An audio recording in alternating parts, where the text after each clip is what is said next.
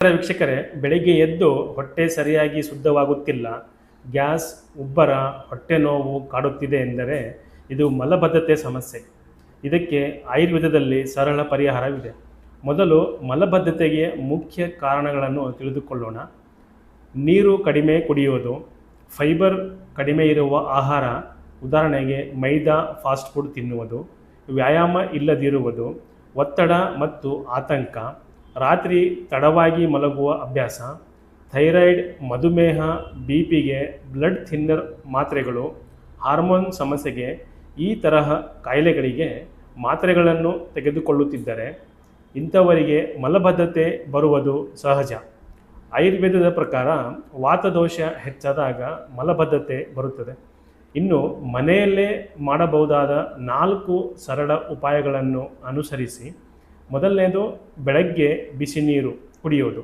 ಪ್ರತಿದಿನ ಬೆಳಗ್ಗೆ ಎದ್ದ ತಕ್ಷಣ 1 ರಿಂದ 2 ಗ್ಲಾಸ್ ಉಗುರು ಬೆಚ್ಚಗಿನ ಬಿಸಿ ನೀರು ಕುಡಿಯಿರಿ. ಇದು ಕರುಳಿನ ಚಲನೆಯನ್ನು ಹೆಚ್ಚಿಸುತ್ತದೆ. ಎರಡನೇದು, ಹಾಲು ಪ್ಲಸ್ ತುಪ್ಪ.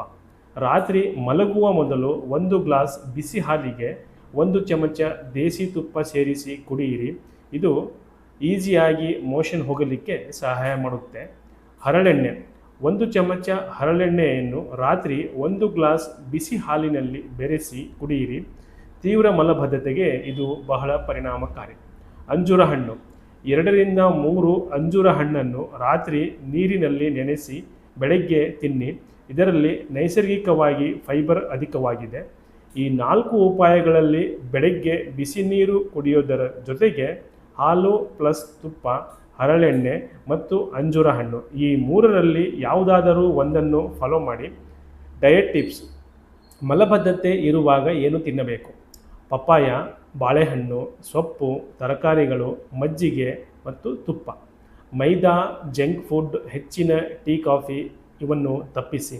ಈ ಸರಳ ಉಪಾಯಗಳನ್ನು ನಿಯಮಿತವಾಗಿ ಅನುಸರಿಸಿ ವ್ಯತ್ಯಾಸ ಖಂಡಿತ ಕಾಣುತ್ತೀರಿ. ಇನ್ನಷ್ಟು ಆಯುರ್ವೇದ ಆರೋಗ್ಯ ಮಾಹಿತಿಗಾಗಿ ಲೈಕ್ ಮಾಡಿ, ಶೇರ್ ಮಾಡಿ ಮತ್ತು ನಮ್ಮ ಚಾನಲ್ನ ಸಬ್ಸ್ಕ್ರೈಬ್ ಮಾಡೋದನ್ನು ಮರಿಬೇಡಿ. ನಾನು ಡಾಕ್ಟರ್ ರಮೇಶ್ ನಾಯಕ್, ನಿಮ್ಮ ಆಯುರ್ವೇದ ತಜ್ಞ. ಧನ್ಯವಾದಗಳು.